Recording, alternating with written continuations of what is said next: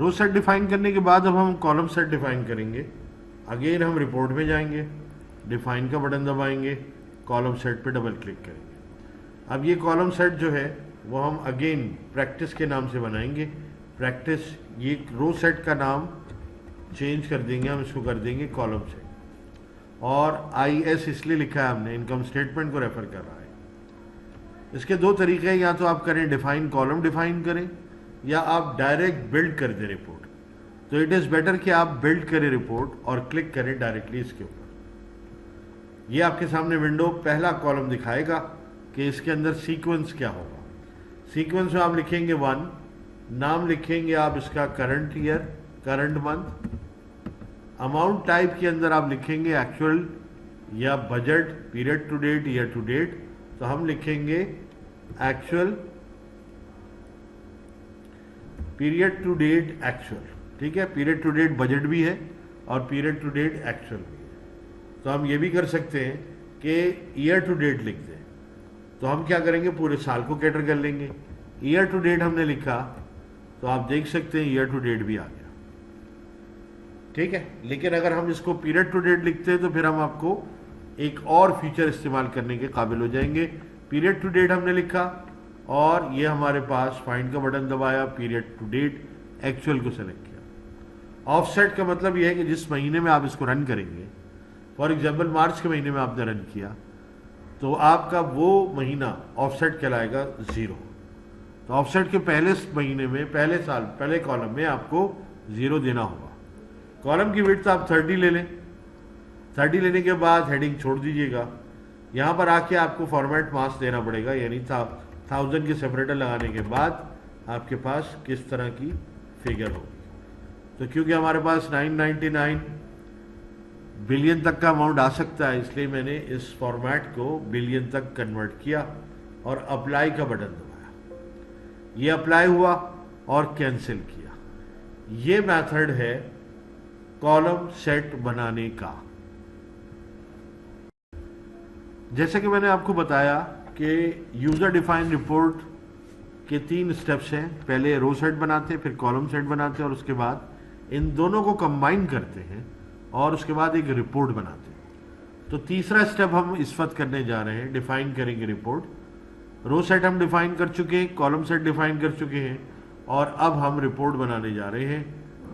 Report के अंदर आप जाएंगे डिफाइन में, यहाँ पे आपको रिपोर्ट सेट मिलेगा, उसके नीचे आपको रिपोर्ट मिलेगी।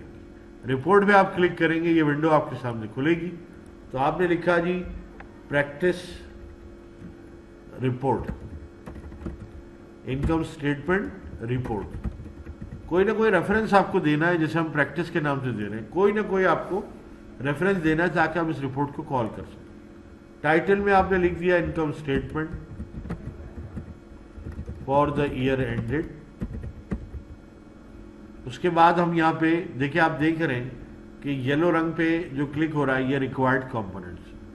आपको पता है कि आपके रो सेट का नाम प्रैक्टिस से शुरू हो रहा है, तो PRAC लिख के आप टैब की दबाएं, खुद ही आ जाएगा। इसी तरह यहाँ पर भी प्रैक्टिस कॉलम सेट आ जाएगा। इस रिपोर्ट को आप सेव कर लें। सेव करने के बाद आप रन करेंगे इस रिपोर्ट को यहाँ से।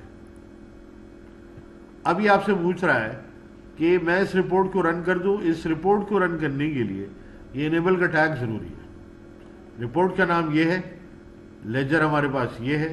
अब हम इसको रन करेंगे दिसंबर 2007 में जाके, जिसमें हमारे पास डेटा मौजूद है। कोई रिक्वेस्ट इसमें जनरेट नहीं हुई है, इसका मतलब अभी तक ये रिपोर्ट रन नहीं हुई है। तो हम जाएंगे दिसंबर में और दिसंबर 2007 में जाके हम सेलेक्ट करेंगे। जब ये सेलेक्ट कर लेंगे उसके बाद हम सबमिट का बटन दबाएंगे, तो यहाँ पे रिक्वेस्ट नंबर जनरेट होगा। सबमिट का बटन दबाया, ये रिक्वेस्ट नंबर जनरेट हो गया। हमने इस विंडो को बंद किया और अपनी रिक्वेस्ट को जाके व्यू किया। रिक्वेस्ट पे क्लिक किया, व्यू में जाके फाइंड का बटन दबाया।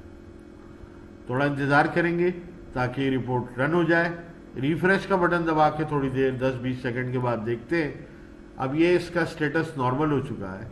रिफ्रेश का बटन दबाएंगे, थोड़ी देर में ये रनिंग पोजीशन में आ जाएगा और उसके बाद हम इस रिपोर्ट को देखेंगे कि ये किस शक्ल में रिपोर्ट आ रही है।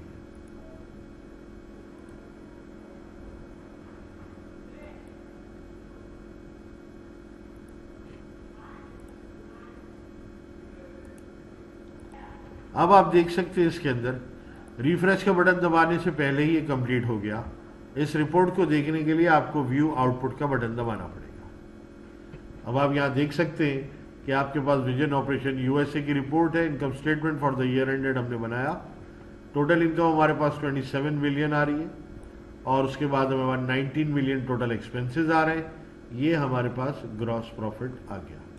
अब आपको रिकॉल करा दूं कि टोटल इनकम माइनस में था तो माइनस माइनस पॉजिटिव आया, टोटल एक्सपेंस आपका पॉजिटिव था, पॉजिटिव से ही मल्टीप्लाई किया तो 19 आ गया और आपका ये ग्रॉस प्रॉफिट आ गया।